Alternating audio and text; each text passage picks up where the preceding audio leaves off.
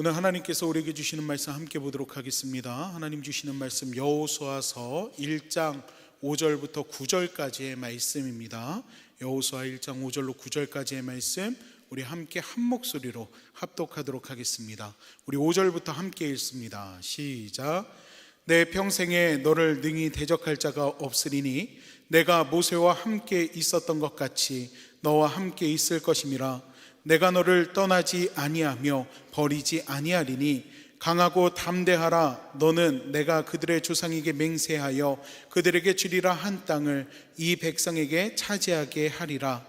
오직 강하고 극히 담대하여 나의 종 모세가 내게 명령한 그 율법을 다 지켜 행하고 우로나 좌로나 치우치지 말라. 그리하면 어디로 가든지 형통하리니 이 율법책을 내 입에서 떠나지 말게 하며 주야로 그것을 묵상하여 그 안에 기록된 대로 다 지켜 행하라. 그리하면 내 길이 평탄하게 될 것이며 내가 형통하리라. 내가 내게 명령한 것이 아니냐. 강하고 담대하라. 두려워하지 말고 놀라지 말라. 내가 어디로 가든지 내 하나님 여호와가 너와 함께 하느니라 하시니라. 아멘. 할렐루야. 점심 드셨죠? 네, 할렐루야. 아멘. 이 시간 우리 2024년의 마지막 주일입니다. 이 마지막 주일 하나님 앞에 예배하는 우리 믿음의 성도님들을 주님의 이름으로 환영하고 또 축복합니다. 특별히 오늘 우리가 함께 나누는 말씀이 여러분 안에서 강하게 역사함을 통해서 다가올 2025년 한 해 가운데 우리가 어떤 마음으로 또 어떠한 모습으로 살아가야 될지 결단할 수 있는 믿음이 함께 할 수 있는 귀한 시간이 되기를 간절히 소망합니다. 아멘. 우리 옆에 분들을 한번 이렇게 좀 바라보실까요? 옆에 분들 잘생겼죠? 아름다우시죠? 자, 아름답고 그리고 잘생긴 분들을 향해서 이렇게 한번 질문을 해봤으면 좋겠습니다. 당신을 올 한 해 강하고 담대한 모습으로 살아오셨습니까? 우리 한번 질문해 볼까요? 당신은 올 한 해 강하고 담대한 모습으로 살아오셨습니까? 네, 감사합니다. 여러분 이 질문에 어떻게 답하시겠습니까? 뭐라고 답해야 할까요? 여기 계시는 분들 중에서는 이 질문에 아멘이라고 이야기할 수도 있는 분이 계실 거고 내가 강하고 담대하게 살아왔나? 라는 생각이 조금 의문점으로 남는 분도 계실 수 있을 거고, 또 어떤 분들은 내가 강하고 담대하게 살아오지 못했구나 라는 생각에 대답을 하지 못하는 분들도 아마 계실지 모릅니다. 2024년의 마지막 끝자락에 서서 하나의 삶을 돌아보면은요, 말 그대로 우리의 삶은 참 다사다난했던 것 같습니다. 우리의 삶 속에서 수많은 문제와 역경들이 우리 앞에 있었고 그 문제들을 마주했었고, 그리고 지금도 마주하고 있는 상태로 우리의 삶을, 우리의 시간이 지나가고 있다라는 것이죠. 그런데 그 속에서 과연 내가 강하고 담대하게 살아왔는가라는 의문을 가지고서 내 삶을 돌아봤을 때 대부분의 많은 분들이요, 내가 강하고 담대한 모습과는 거리가 먼 삶을 살아왔다라고 생각하실 거예요. 그렇다고 해서 내 믿음이 지금 이렇게까지 바닥에 있었구나 라고 낙심할 필요는 없습니다. 왜냐? 오늘 말씀을 들으면요, 우리는 강하고 담대하게 살아갈 수밖에 없는 이유를 발견하게 되기 때문입니다. 자, 오늘 제가 여러분에게 던졌던 이 질문, 강하고 담대하게 살아오셨습니까? 라는 질문, 이 질문에 우리가 강하고 담대하게 살아왔습니다라고 자신 있게 대답하지 못하는 이유가 있어요. 여러분, 우리가 이 땅을 살아갈 때 강하고 담대하게 살아가지 못하는 이유가 뭐냐? 제가 생각했을 땐 두 가지 이유가 있습니다. 첫 번째는요, 우리가 사는 이 세상이요, 결코 호락호락한 세상이 아니라는 사실이에요. 여러분, 혹시 주변에 있는 분들이 나는 내 인생 살아가는 게 너무 쉬웠습니다라고 이야기하는 분들 보신 적 있으신가요? 있으신가요? 제가요, 오래 산 거는 아니지만 수많은 성도들을 만나고 수많은 사람들을 만나면서 인생 살아가는 거 너무 쉽습니다라고 이야기하는 사람 단 한 명도 본 적이 없습니다. 그런데 이런 사람은 본 적이 있어요. 공부가 제일 쉬웠어요. 약간 좀 특이한 사람들이지만 공부가 쉬웠다는 사람들은 있어도 인생 살아가는 게 쉬웠다라는 사람은 없습니다. 왜 그렇습니까? 우리가 살아가는 인생은요, 늘 문제가 있고 어려움이 있고 우리의 삶은 늘 불완전하기 때문에 그렇다라는 거예요. 여러분, 왜 세상이 불완전한 곳일까요? 그 답은요, 한 가지밖에 없습니다. 세상은 사람을 중심으로 돌아가는 곳이기 때문에 그렇다는 거예요. 여러분, 혹시 악동뮤지션의 이찬혁이라는 가수 아시나요? 우리 청소년부 알아요? 알죠. 그렇죠? 얼마 전부터 유튜브에 무슨 알고리즘 때문에 그런지 몰라도 연말 시상식 장면이 계속 나옵니다. 나오는데 갑자기 뭔 관을 막 메고 나가요. 관을 막 메고 나가고 연예인들이 막 박수를 치면서 어떻게 해야 될지 모르는 그런 표정들이 계속 나옵니다. 웃고 있는 우리 청소년부 친구들은 아마 봤을 거예요. 그래, 이게 도대체 뭘까라고 생각해서 보니까 이 악동 뮤지션의 이 이찬혁이라는 이 가수가 노래를 부르면서 했던 퍼포먼스이더라고요. 그런데 이 친구가 불렀던 노래가 장래희망이에요. 근데 이 장래희망이 우리가 알고 있는 그 장래희망이 아닙니다. 장례식에, 내 장례식에 이런 모습이었으면 좋겠다라는 그런 가사의 제목들이고 그 가사의 내용들이더라고요. 그런데 이 가사를 보다 보니까요, 이 이찬혁이라는 친구는 선교사님 아들이에요. 그러다 보니까 굉장히 신앙적인 내용들이 담겨져 있더라고요. 제가 이 노래를 여러분에게 불러드리려고 연습을 하려고 했는데 굉장히 어렵습니다. 여러분 한번 찾아서 들어보세요. 이게 따라 부를 수가 없어요. 그래서 가사만 읽어드릴게요. 이 친구가 했던 가사가 이런 내용이 있습니다. 종종 상상했던 내 장례식엔 축하와 환호성 또 박수 갈채가 있는 파티가 됐으면 했네. 왜냐면 난 천국에 있기 때문에. 오자마자 내 몸집에 서너 배 커다란 사자와 친구를 먹었네. 땅 위의 단어들로는 표현을 못해. 사진을 못 보내는 게 아쉽네.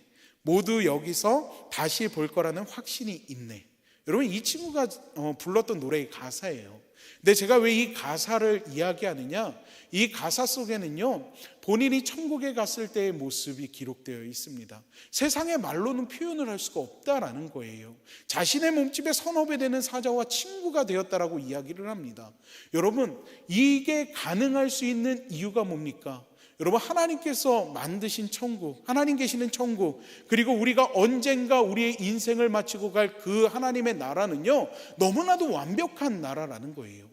그곳에는요, 근심도 없고요, 걱정도 없고요, 염려도 없고 너무나도 완벽한 곳이라는 것입니다. 왜 그렇습니까? 왜 천국이 완벽한 곳일까요? 이유는 하나예요. 하나님께서 통치하시는 곳이기 때문에 그렇다라는 것입니다. 여러분, 창세기를 보면은요, 하나님께서 만드셨던 완벽한 세상의 모습이 기록되어 있어요. 우리가 너무나도 잘 알고 있는 어디죠? 에덴 동산이에요. 여러분, 이곳에 보면은요, 처음에 하나님께서 인간을 창조하시고 사람을 창조하신 다음에 사람들이 거기서 무슨 모습으로, 어떤 모습으로 살아갔느냐, 이렇게 되어 있습니다. 하나님의 복을 누리고 생육하고 번성하며 땅에 충만하며 땅을 정복하며 모든 것을 다스리는 삶을 살아왔다라는 거예요. 그 완벽한 곳에서 사람이 왜 쫓겨나게 됩니까? 쫓겨난 이유가 뭐예요? 보암직도 하고 먹음직도 하고 지혜롭게 할 만한 유혹에 넘어가서 하나님의 말씀이 아니라 내 생각에 옳다라고 생각되어지는 선택을 했기 때문에 결국에는 그곳에서 쫓겨나게 된다라는 거예요. 여러분, 오늘날 우리가 살아가는 세상이 그렇다라는 것입니다. 여러분, 노아의 시대 사람들을 보세요. 노아의 시대 사람들이 자신의 뜻대로 살아갈 때 성경은 그들의 생각하는 것과 그들이 계획하는 모든 것들이 다 악했다라고 이야기를 합니다. 사사기도 마찬가지죠. 사사기에서 반복해서 이야기하는 것이 무엇입니까? 사람마다 그때 왕이 없으므로 자기 소견에 오른 대로 행동했다라고 이야기해요. 근데 자기 소견에 오른 대로 행동한 그 결과가 뭐예요? 하나님이 원하시는 삶의 모습과 너무나도 다른 삶을 살아가게 되지 않습니까? 여러분, 우리가 성경을 보면은요, 이스라엘 백성들이 하나님이 원치 않는 삶의 모습을 살아갔다라는 내용이 참 많이 기록되어 있어요. 뭐가 있을까요? 여러분, 이스라엘 백성들이 하나님이 원치 않는 어떤 모습으로 살아갔을까요? 제가 이렇게 질문하면 여러분 생각하는 것이 10명 중에 9명은 이렇게 생각할 겁니다. 우상숭배, 하나님이 원치 않는, 하나님 이외에 다른 신을 섬겼던 모습들을 떠올리실 거예요. 근데 여러분, 이스라엘 백성들이 하나님이 원치 않는 삶, 우상을 섬기는 삶을 살아간 것이 전부일까요? 그렇지 않다라는 거예요. 여러분, 이스라엘 사람들의 삶의 모습을 보면은요, 사람을 중심으로 한 세상의 모습이 그대로 담겨져 있습니다. 구약학자 중에서 라이너 알베르츠라는 학자가 있습니다. 독일의 학자인데요, 이 사람이 쓴 책 중에 이스라엘 종교사라는 책이 있어요. 근데 이 책에 보면은요, 주전 7세기 말부터 북이스라엘과 남유다가 멸망하기 직전까지의 모습을 챕터로 나눠가지고 쭉 정리한 부분이 있습니다. 그런데 여기에 보면은요, 여러분, 제가 이 부분을 읽으면서 정말 충격적이다라는 생각이 들었어요. 우리가 알고 있는 우상숭배의 삶뿐만 아니라 하나님이 정말로 기뻐하지 않을 삶의 모습이 어떤 것인지 너무나도 명확하게 보여주고 있습니다. 여러분, 이스라엘 백성들의 역사를 보면은요, 여러분, 처음에는 하나님께서 이스라엘 백성들을 다스렸어요. 그렇죠? 그러다가 사무엘서에 와서 사람들이 무엇을 요청합니까? 왕, 인간의 왕을 요청하지 않아요. 근데 이 인간의 왕을 요청했을 때 사무엘 선지자도 그렇고 하나님도 기뻐하지 않으셨습니다. 왜요? 그것이 하나님의 통치를 거부하는 것이었어요. 그렇죠? 그런데 여러분, 이후에 인간의 왕들이 그러면 하나님이 원하시는 모습대로 통치하며 살아갔느냐? 그렇지 않다라는 거예요. 여러분, 아까 말씀드렸던 주전 7세기 말부터 8세기의 모습을 보면은요, 이 이스라엘 왕정은요, 하나님의 뜻대로 이 나라를 통치하는 것이 아니라 내 뜻대로, 자신의 뜻대로, 인간의 생각대로 그 나라를 통치하게 됩니다. 여러분, 북왕국 같은 경우, 즉 북이스라엘 같은 경우에는요, 25년 동안 왕이 몇 번 바뀌는지 아세요? 왕이 6번이 바뀌어요. 근데 6번 중에요, 4번은 쿠데타를 통해서 바뀝니다. 그런데 이 왕이 바뀔 때마다 문제가 있어요. 무슨 문제냐? 친아수르 정책, 그때 당시에 굉장한 강대국이었던 아수르라는 나라에 친아수르 정책을 펼치는 왕들이 있었고, 또 반면에 왕이 또 바뀌면은 반아수르 정책을 펼치는 왕들이 있는 거예요. 중간에서 왔다 갔다 하면서 무슨 일이 일어나느냐? 이 아수르라는 나라에 조공을 바치게 됩니다. 그런데 이 조공이요, 여러분이 무엇을 상상하든 그 이상의 것을 바치게 되는 거예요. 그런데 이스라엘이 이 아수르라는 나라의 조공을 바칠 때 그 종을 바치기 위해서 어떤 일들을 하느냐? 이때 당시에 그 이스라엘 백성들에게 특별세라고 해서 조세를 걷기 시작합니다. 그리고 어떤 일까지 하느냐? 여러분, 이스라엘에게 있어서, 이스라엘 백성들에게 있어서 하나님의 성전은 굉장히 중요한 곳이거든요. 그런데 이 성전을 장식했던 금 장식들을 다 벗겨내요. 왜요? 그거를 가지고서 조공을 바치기 위해서. 그리고 결국에는 북이스라엘이 망하게 됩니다. 여러분, 이게 인간의 방법대로 통치하는 나라의 결과라는 거예요. 그러면 나라만 그랬을까요? 그렇지 않아요. 북왕국이든 남왕국이든요, 왕실과 더불어서 대지주, 관리, 군인, 상인들이요, 땅을 차지하기 시작합니다. 여러분, 이때 당시에는 대부분의 사람들이 농사를 지었거든요. 땅을 차지하고서 그 땅 가운데 무엇을 두냐? 소작농들을 두기 시작하는 거예요. 소작농들이 그 밑에서 일을 하면서 농산물을 거두는데, 여러분, 이때 당시에 농업 기술이 오늘날만큼 발전한 게 아니에요. 그러다 보니까 농사가 잘 될 때도 있지만 흉년이 들 때도 있는 거예요. 흉년이 들면 이때부터 문제가 발생합니다. 이때 당시에 이스라엘 백성들이 생계를 위해서 결국에는 대지주들한테, 자신들 위에 있는 그 대지주들한테 빚을 내게 됩니다. 그런데 이 빚을 내고서 그 빚을 갚을 수 있으면 좋은데 갚을 수 있는 형편이 안 되는 거예요. 아까 말씀드렸죠. 조공을 바치기 위해서 특별세라는 세금을 부여하는 거예요. 또 나라에 바쳐야 될 그 외에 세금들도 있어요. 강제노역도 해야 돼요. 그러다 보니까 이들이 농사에만 전념을 하는 것이 아니라 나라에서 요구하는 일들도 하다 보니까 자신들의 빚을 갚을 수 있는 여력들이 없는 겁니다. 그런데 여러분, 이것을 이 대지주들이 이용하는 거예요. 여러분, 우리나라 오늘날 현재 법정 최고 이자율이 얼마인지 아십니까? 몇 프로나 될까요? 법정 최고 이자율이요, 20%입니다. 그런데 여러분, 이 이스라엘 종교사라는 책에 보면은요, 이때 당시에 이 대지주들이 소작농에게 부여했던 이율이 몇 프로인지 아세요? 연이율이 60% 이상이었다라고 얘기를 해요. 그러니까 어떻게 돈을 갚을 수가 있겠어요? 그러다 보니까 내년에 농사 지어서 내년에 추수할 곡식을 담보로 잡기까지 하는 거예요. 근데 여전히 힘든 거죠. 못 갚는 거예요. 그러다 보니까 어떤 일이 일어나느냐? 이들을요 종으로 만듭니다. 노예로 만드는 거예요. 대지주들은요 이들을 종으로 만들면은 값싼 노동력이 아니라 그냥 부려먹을 수 있는 노동력이 생겨나게 되는 거예요. 그러다 보니까 본인들에게 이득이잖아요. 그래서 이들의 전 재산을 뺏기 위해서 법을 이용하기도 하고, 이들의 전 재산을 뺏기 위해서 그것이 정당한 것처럼 자신들의 그 제사장들이나 이런 사람들하고 같이 이야기하면서 자기네 편을 들을 수 있게끔 신학적으로 정당한 방법들인 것처럼 포장하는 일들이 일어나기 시작한다라는 거예요. 그리고 나중에는 종을 사고 팔기 시작합니다. 여러분, 이게 하나님께서 기뻐하실 만한 모습이었을까요?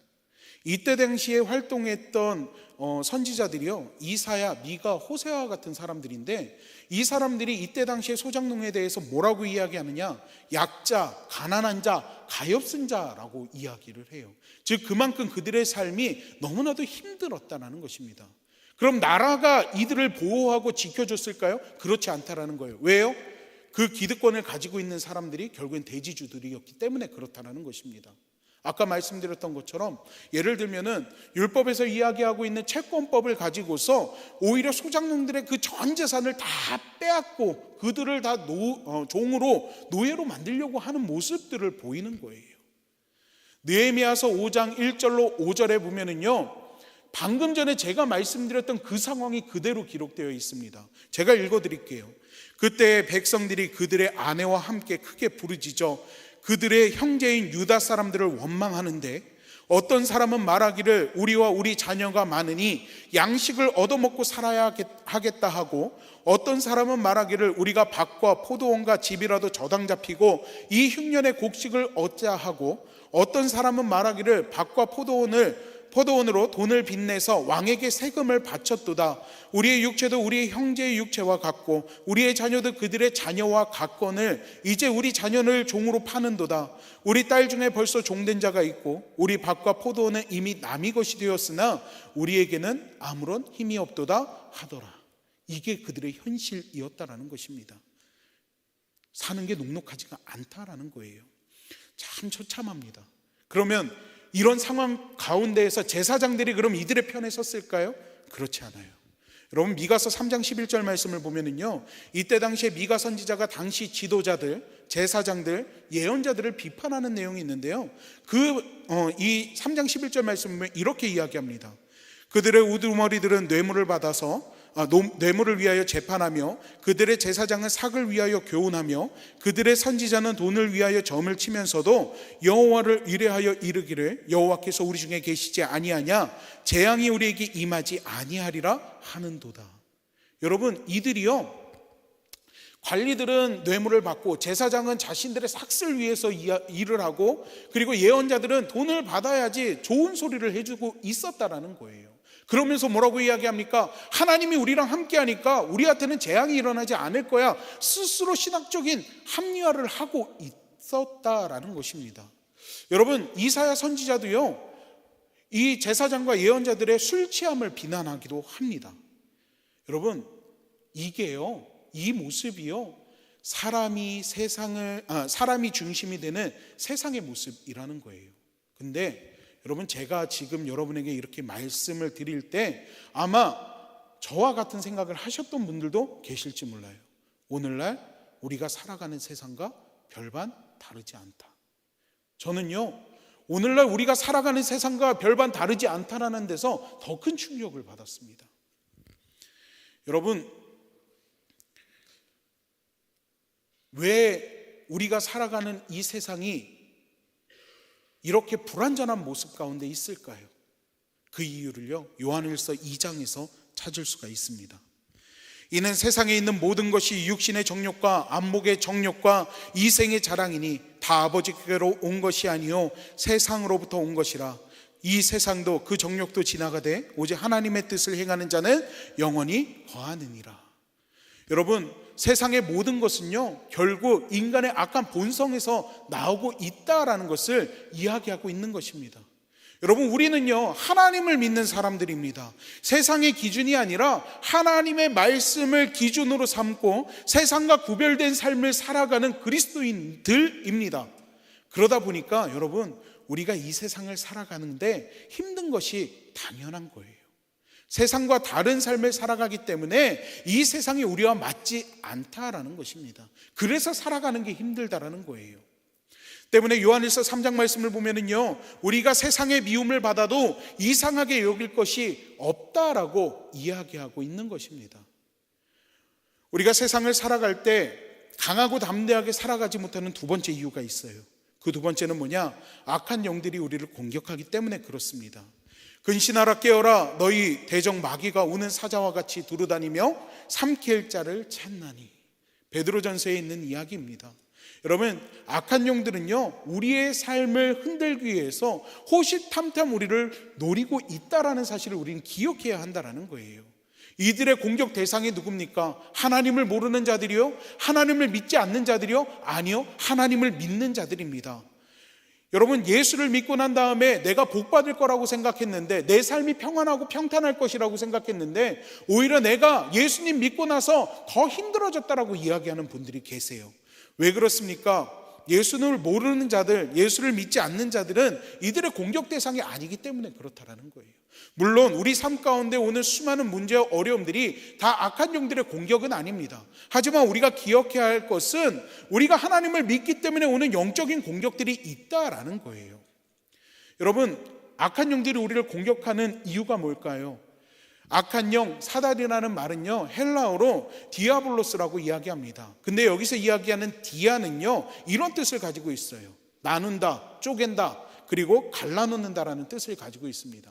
무슨 말이냐? 이 악한 영들은요 하나님과 우리의 관계를 나누고 쪼개고 갈라놓는 목적을 가지고 있는 자들이라는 거예요. 입술로 범죄하고 하나님을 부정하고 부인하고 우리의 삶이 결국에는 하나님과 관계없고 상관없는 삶을 살아가게끔 만들어 놓는 것이 이 사단의 목적이라는 것입니다. 대표적으로 우리가 이 고난이라고 이야기를 하거나 시험이라고 얘기를 하면 떠올리는 인물이 있어요. 구약 성경에 나타난 욥이라는 사람입니다. 여러분, 이 욥은 어떤 사람입니까? 온전하고 정직하며 하나님을 경외하며 악에서 떠난 자였다라고 이야기합니다. 하나님께서도 그를 인정해 주셨다라는 거예요. 그런데 그가 어떤 일을 경험하게 됩니까? 사단이 그를 시험하는 일을 경험하게 돼요. 근데 여러분, 사단이 그를 시험할 때 가장 먼저 치는 것이 무엇입니까? 우리가 볼 때 인간적인 생각에서 가장 소중하고 중요하다라고 생각하는 것들을 친다라는 거예요. 재산을 치고, 종들을 치고, 자녀들을 치고, 그리고 아내가 하나님을 저주하고 떠나가게끔 만들고, 그리고 건강을 치고, 새 친구들이 와가지고 그가 가지고 있는 하나님에 대한 믿음에 대해서 폄하하는 모습들을 볼 수가 있다라는 거예요.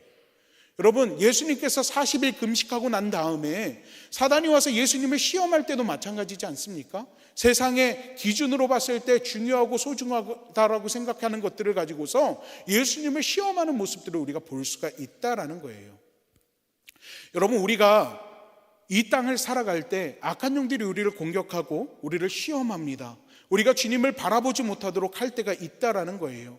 그 시험의 모습들, 우리에게 어려움을 주는 모습들, 그 문제들은 다 다른 모습으로 다가오지만 공통점이 있습니다. 그 공통점이 뭐냐? 사단이 주는 시험의 공통점은 내가 소중하게 여기고 내 마음이 가 있고 내가 두려워하거나 걱정하거나 염려하는 문제들을 통해서 우리를 공격한다라는 것입니다. 그리고 그 목적은 뭐예요? 하나님을 부인하고 하나님과 멀어진 삶을 살아가게끔 만든다라는 거예요. 성경을 보면은요, 욥은요 자신의 그 일들이 일어났을 때 입술로 하나님 앞에 범죄하지 않았다라고 이야기합니다. 하지만 이전에 제가 우리 믿음의 성도님들과 함께 나눴던 이야기 중에 베드로는 어떻습니까? 베드로가 예수님을 3번 부인할 때 그냥 3번 부인한 게 아니에요. 저주하고 맹세했다라고 이야기합니다. 여러분, 믿음이 없기 때문이 아니라 악한 영이 우리를 그렇게 공격하고 있다라는 사실을 우리는 기억해야 한다라는 거예요. 우리가 살고 있는 세상이 이러하다 보니까 우리가 강하고 담대한 마음을 가지고 믿음을 가지고 살아가고 싶어도 오히려 그 반대의 모습으로 살아갈 때가 많다라는 것입니다. 세상의 환경 앞에서, 악한 영들의 공격 앞에서 우리는 늘 주눅들고 걱정하고 염려하는 모습으로 살아가고 있다라는 거예요. 그런데 여러분, 기억할 것은요, 이것은 하나님께서 원하시는 삶의 모습이 아니라는 것입니다. 우리는요, 이 혼란한 세상 가운데서 어떻게 살아가야 되는지 그 정답을 이미 다 알고 있어요. 그 삶의 주체가 나인가 하나님인가, 이것이 우리의 삶을 완전히 다른 모습으로 바꾸는 계기가 된다라는 것입니다. 여러분, 오늘 본문 속에 있는 여호수아가 바로 그래요. 여러분, 모세가 죽고 난 뒤에 이스라엘 백성을 이끌 차기 리더가 여호수아였습니다. 근데 여호수아는요, 분명 하나님을 알고 믿음이 있는 자였지만 그가 리더가 되었을 때 그가 느끼는 부담감은 말로 표현을 할 수가 없었습니다. 물론 성경을 보면은요, 여호수아가 리더가 됨을 통하여서 두려워했다, 겁을 냈다, 떨었다, 이런 내용 없어요. 근데 어떻게 알 수 있느냐? 여러분, 신명기 31장에서 모세가 이 여호수아에게 이야기하는 것, 그리고 오늘 우리가 함께 읽은 여호수아 1장에 하나님께서 여호수아에게 이야기하는 부분을 보면은 알 수가 있어요.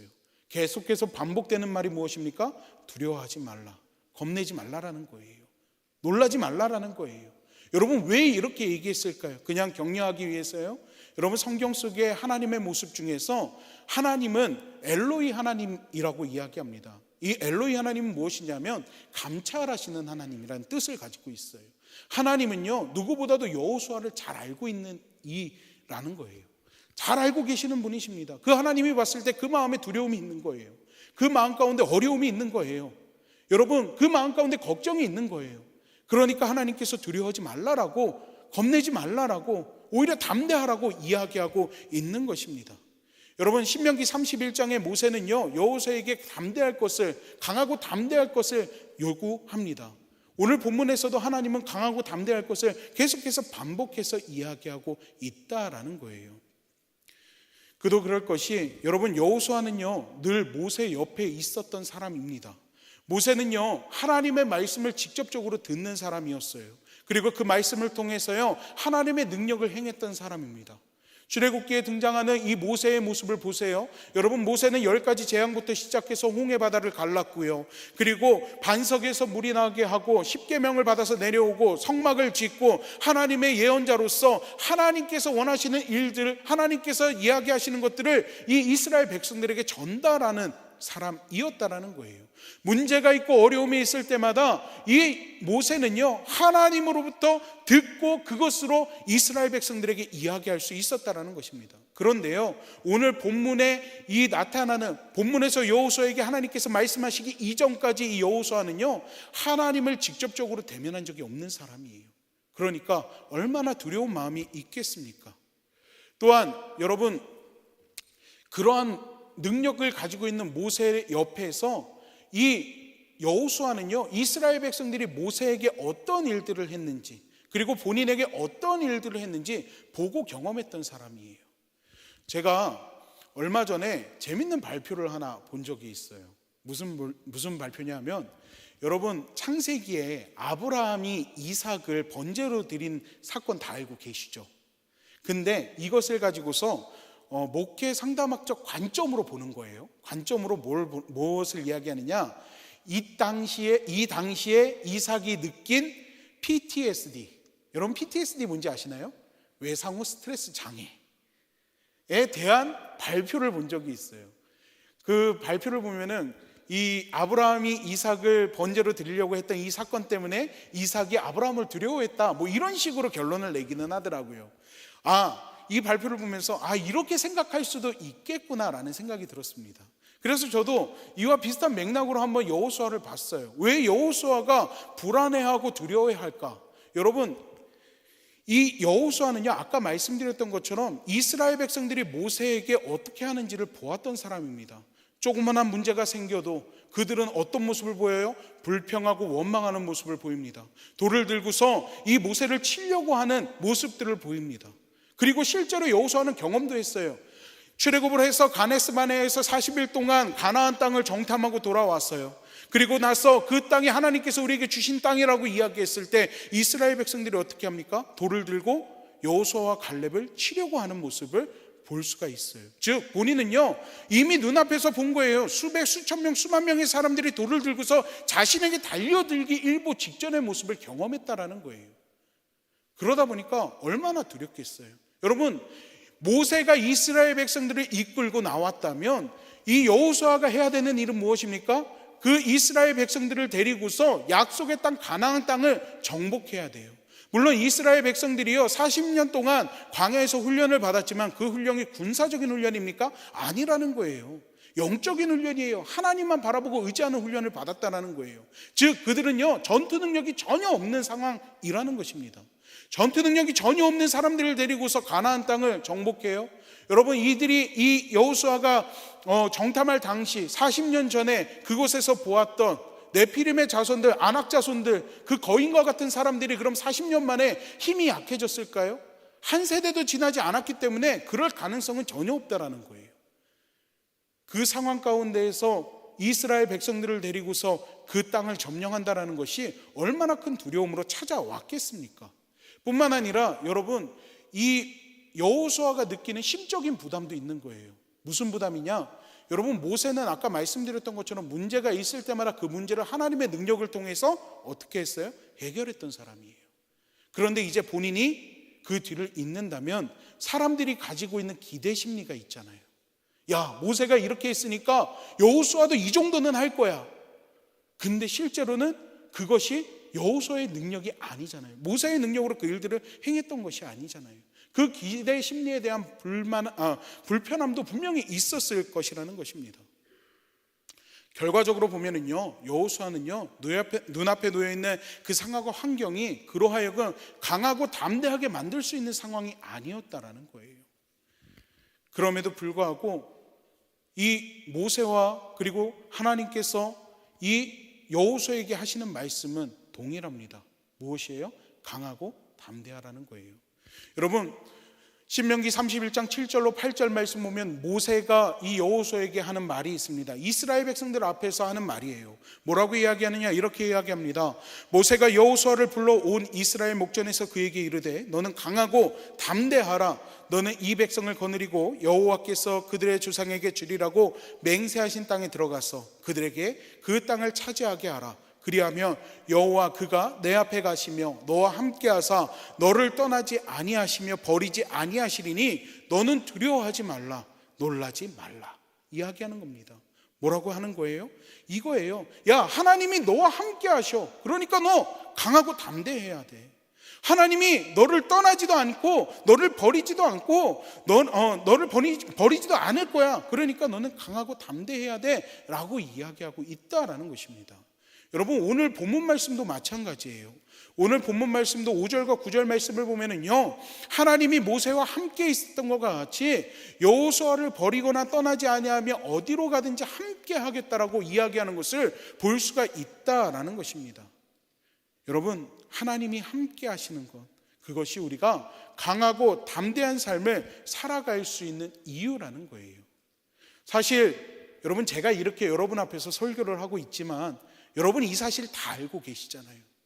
아마 어떤 분들은요, 오늘 설교 제목 보면서 목사님 오늘 이런 얘기 하실 거야. 아마 지금도 겉봐 이런 얘기 하잖아, 당연한 이야기였어 라고 생각하시는 분들도 계실지 모릅니다. 그런데요, 제가 여러분에게 이 말씀을 드릴게요. 여러분, 아는 거하고요 믿는 거하고는요 그 차이가 너무나도 크다라는 거예요. 알고 있는 것이 믿음이 될 수는 없다라는 사실을 우리는 늘 기억해야 한다라는 것입니다. 여호수아도요 믿음이 있는 사람이었어요. 여러분, 성경을 보면 어떻습니까? 아까 말씀드렸던 가데스 바네아에서 그 가나안 땅을 정탐하고 왔을 때 10명의 정탐꾼들은 우리가 그들 앞에서 메뚜기 같은 존재야 라고 이야기하지만, 여러분, 이 여호수아와 갈렙은 뭐라고 이야기해요? 하나님께서 그 땅 우리에게 주신 거야. 그들은 우리의 밥이야 라고 이야기하는 모습을 볼 수 있어요. 그 믿음과 신앙을 가지고 있는 여호수아예요. 그런데 본인 앞에 놓여져 있는 상황들 앞에서는 두려워하고 그리고 겁날 수밖에 없는 상황 가운데 놓이게 되었다라는 것입니다. 인터넷에서요 제가 이런 글을 본 적이 있습니다. 기댈 수 있는 곳이라고는 카페 구석의 벽, 지하철 맨끝 손잡이, 기댈 곳이 사람이 아니라 사물로 변해간다. 요즘 현대인들의 모습을 드러내고 있는 거예요. 사람에서 자꾸만 사물로 기댈 곳이 변해간대요. 여러분, 우리 믿음의 사람들은 사물이 아니라 사람에서 하나님을 의지하고 하나님을 기대해야 될 줄로 믿습니다. 여러분, 다시 한번 여러분에게 질문을 드릴게요. 여러분 2024년 여러분은 강하고 담대한 삶을 살아오셨습니까? 만약에 여러분 그 질문에 정확한 대답을 하지 못한다면 여러분 2025년도에 나와 함께할 하나님을 바라볼 수 있는 믿음이 여러분에게 있기를 간절히 소망합니다. 우리가 강하고 담대할 수 있는 이유가 무엇입니까? 하나님께서 우리와 함께 하시기 때문이라는 거예요. 여러분이 강하고 담대한 삶을 살아갈 수 있는 이유가 무엇입니까? 하나님께서 여러분과 함께 하시기 때문이라는 거예요. 우리는 그 사실을 믿고 그 사실을 의지하면 하나님께서 우리의 생각과 방법을 뛰어넘는 하나님의 방법으로 우리의 인생을 이끌어 가신다는 사실입니다. 여러분, 우리가 살고 있는 이 세상은요, 불완전한 세상이에요. 인간이 중심이 되는 세상입니다. 하지만 인간이 중심이 되는 이 세상 가운데에서 우리의 삶이 하나님의 통치를 받는다면 우리의 인생은 완벽한 인생이 될 수밖에 없다라는 사실을 여러분 기억하시기 바랍니다. 여호수아가 하나님의 말씀을 의지해서 강하고 담대한 삶을 살아갈 때 놀라운 일들이 일어나요. 여러분, 그 여호수아가 정말로 전투의 능력이 없는 이스라엘 백성들을 이끌고서 가나안 땅에 들어가서 제일 먼저 점령한 곳이 어딘지 아십니까? 여리고 성이에요. 여러분, 이 여리고 성은요, 그때 당시에 군사적인 위용과 힘을 상징하는 곳이었습니다. 난공불락의 성이에요. 그런데 이곳을 어떠한 방법으로 점령합니까? 하나님의 말씀에 순종했을 때 그 성을 점령하게 되는 것을 볼 수 있지 않습니까? 성을 돌고 함성을 지르니까 성벽이 무너져 내리는 것을 보게 된다라는 것입니다. 누가 하셨습니까? 하나님이 하셨다라는 거예요. 언제 하셨습니까? 하나님의 말씀을 믿고 믿음으로 강하고 담대하게 나아갔을 때 그 일들이 벌어졌다라는 거예요. 그 이후에 어떤 일들이 일어납니까? 아이성을 정복하고 가나안 남부 아모리의 5 왕과 북부 하솔 왕과 그 동맹국 역시 정복해 나가는 것을 볼 수가 있어요.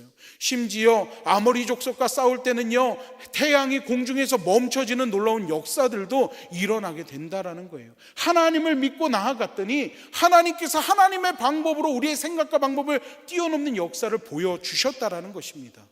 여호수아의 능력이 뛰어나서가 아니라 여호수아가 하나님을 의지했을 때 일어난 일들이라는 거예요. 여호수아의 그 삶 속에서만 이런 일이 일어날까요? 아니요. 여러분의 삶 속에도 하나님을 믿는 믿음이 있다면, 강하고 담대한 믿음을 가지고 나아간다면 하나님께서 여러분의 삶 가운데에도 동일한 일들을 행하여 주실 줄로 믿습니다. 2025년이 이제 며칠 남지 않았어요. 여러분, 2025년은 강하고 담대하게 살아갈 수 있는 여러분이 되기를 간절히 축원합니다. 강하고 담대하며 그리고 놀라지 않는 삶을 살아가는 여러분이 되기를 간절히 소망합니다. 그 하나님의 역사가 여러분 삶 속에 크고 놀라운 은혜가 되어 나타나기를 간절히 축원합니다. 기도하도록 하겠습니다. 사랑의 하나님, 감사합니다. 하나님의 크고 놀라운 은혜와 역사가 이 시간 함께 예배를 드리는 우리 믿음의 성도들의 삶 속에도 동일하게 일어나지길 간절히 소망합니다. 하나님, 인간적인 생각으로 보면 두렵고 떨리는 상황들이 우리 삶 가운데 얼마나 많이 있는지 모릅니다. 하지만 그 상황 가운데에서 여호수아와 같은 믿음을 가지고 하나님께서 우리에게 강하고 담대하라 말씀하셨던 그 말씀을 붙들고 의지하며 나아갈 때 함께 하시는 하나님의 크고 놀라운 은혜와 능력이 우리 믿음의 성도들의 삶 속에 역사가 되어 나타나기를 간절히 소망합니다. 오늘 말씀을 붙들고 나아갈 때 하나님께서 함께 하셔서 우리 믿음의 성도들의 삶 속에 크고 놀라운 일들을 이루어 주시옵소서. 하나님께서 함께해 주실 것을 믿사오며 예수님의 이름으로 기도하옵나이다. 아멘.